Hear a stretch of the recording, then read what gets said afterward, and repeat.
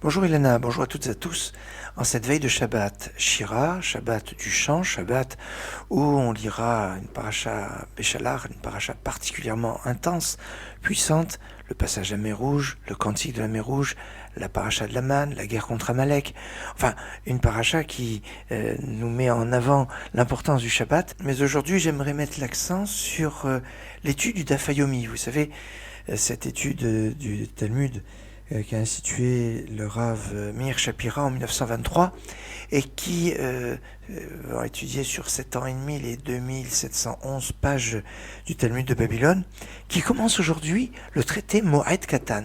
Le traité Moed Katan, la petite fête, c'est en fait le traité qui va surtout développer les lois de Chol HaMoed, les jours de demi-fête que l'on a dans les jours intermédiaires entre les premiers et derniers jours de Pessah, premiers et derniers jours de la fête de Sukkot.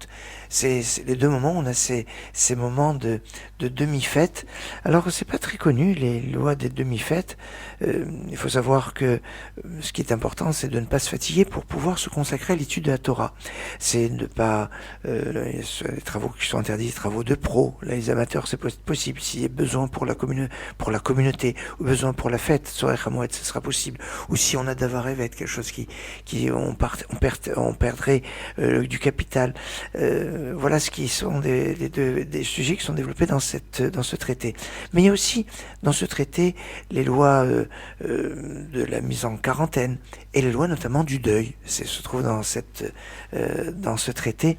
C'est pour ça qu'il est pas toujours très étudié, parce que on n'aime pas trop étudier ce traité. Pourtant, il est une richesse petit mais costaud, je dirais.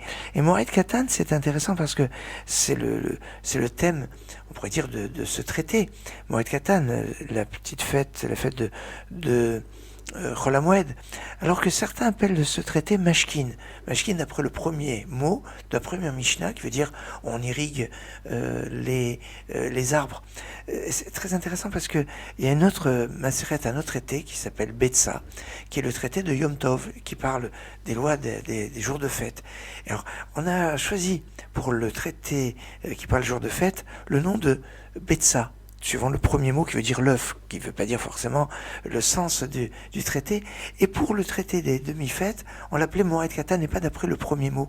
Il y a ici quelque chose d'intéressant dans la recherche de savoir de ce qui est petit peut être grand et qui doit être apprécié comme il le faut dans les meilleures conditions. Shabbat Shalom, Shabbat Shalom, Mevorach.